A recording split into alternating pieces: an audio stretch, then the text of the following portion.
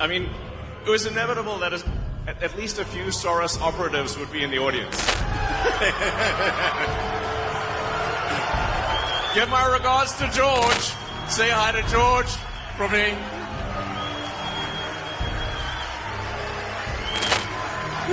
USA, USA, USA.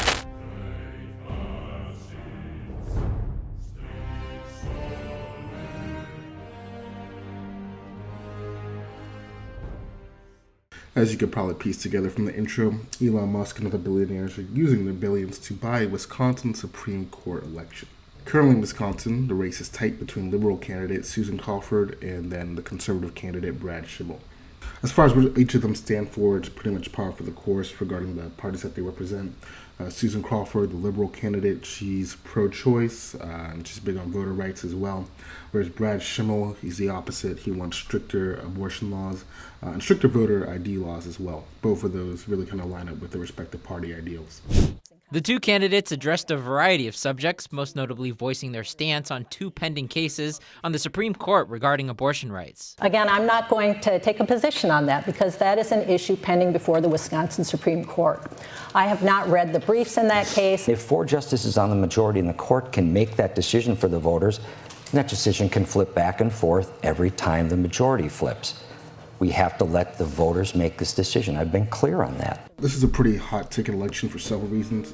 The primary one is that currently Wisconsin does have a 4-3 liberal-leaning Supreme Court. So that means if Brad Schimel was to want to win to beat out Susan Crawford, that it would lean conservative, which would have some pretty big ramifications on things like abortion and gerrymandering and even things like labor laws. So everyone's kind of keeping an eye on this because it could affect how the state addresses legal challenges regarding those fields in the future.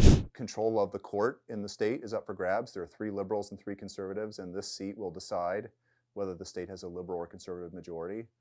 And it's become kind of a referendum on the Trump administration. Now, another reason it's such a hot ticket election is because apparently, or reportedly, Elon Musk has already spent over $20 million of his own money to influence the result of this election, including sponsoring a $1 million sweepstakes to essentially buy the votes of the Wisconsin people.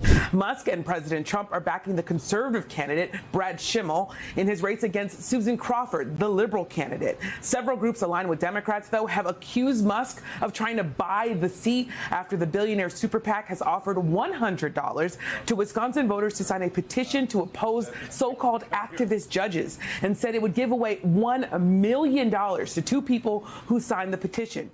Now, if you're wondering where most of the money is going, it's mostly going to ads, digital ad campaigns to highlight the failings of Susan Crawford. Sometimes the campaigns don't even target the correct Susan Crawford. It's highlighted by The Daily Show.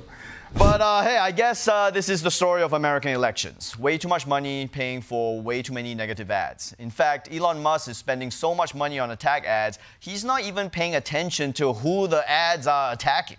An attack ad against Supreme Court Justice candidate Susan Crawford is using a picture of a different Susan Crawford. An ad launched by a group backed by Elon Musk instead used a picture of Susan P. Crawford, who's a Harvard University law professor. But you might also be wondering, why does Elon care so much? Which is actually a pretty good question and pretty interesting answer. Tesla sued Wisconsin in January over a law barring car manufacturers from opening dealerships. That case could eventually reach the state Supreme Court. Crawford says Musk's entry into the contest galvanized her own supporters to contribute. I think that they just were extremely disturbed to see Elon Musk wading into a state judicial race and trying to buy a seat on the Wisconsin Supreme Court, and just thought, enough's enough of this. So currently in Wisconsin, car dealerships must be owned by third parties. So that means if you are a Hyundai or a Toyota, you can't own the car dealership in that state. I think it's one of 20 states that kind of have that rule. And the reason behind that is it prevents the owners, the actual manufacturers of the car, from undercutting these third-party dealers. It keeps the car competition a bit more fair. But fortunately or unfortunately, depending on your point of view, this prevents Elon Musk / Tesla from selling cars in Wisconsin. So currently, if you buy a Tesla in Wisconsin, or you want to buy a Tesla in Wisconsin, you have to go to a neighboring state to pick it up, which Elon Musk obviously is not a fan of. So he's been spending all this money to kind of really by the election and change that specific law, as well as get back at Wisconsin for, preventing him from making money in Wisconsin. Now, fortunately, and as it should, Elon Musk's push for power hasn't met with legal challenges, specifically his $1 million sweepstakes that's gotten shut down. So, as we know that the Department of Justice has warned Musk that what he's doing could be illegal. That letter that we've reported on through sources came from the DOJ's election crimes unit. So a lot going on here in terms of the legality associated with what Musk continues to do here with his $1 million giveaways, though our reporter Will Staken has spoken to people close to Elon. Now, one thing I feel like is not being talked about enough is Elon Musk is the one getting all the outrage here, and I mean, he is definitely spending more than the rest, but he is not the only billionaire in the race. On the left, we have billionaires such as George Soros, who's also contributing millions to the liberal candidate, Susan Crawford. And I feel like that is getting completely overswept by the media. I personally believe that people on both the left and the right can agree that billionaires should not be, or not really be able to have this level of influence on elections of this size.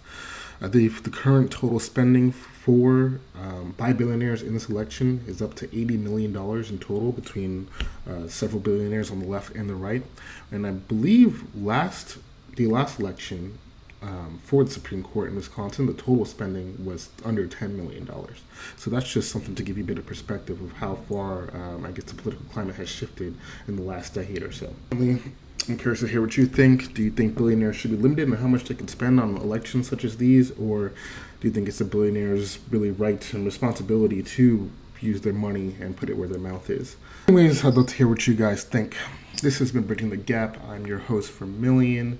In the comments, if you're a liberal, find something nice to say about a conservative. If you're a conservative, say something nice about a liberal. And I hope everyone finds some common ground so that we could bridge that gap together. All right, see you guys next time.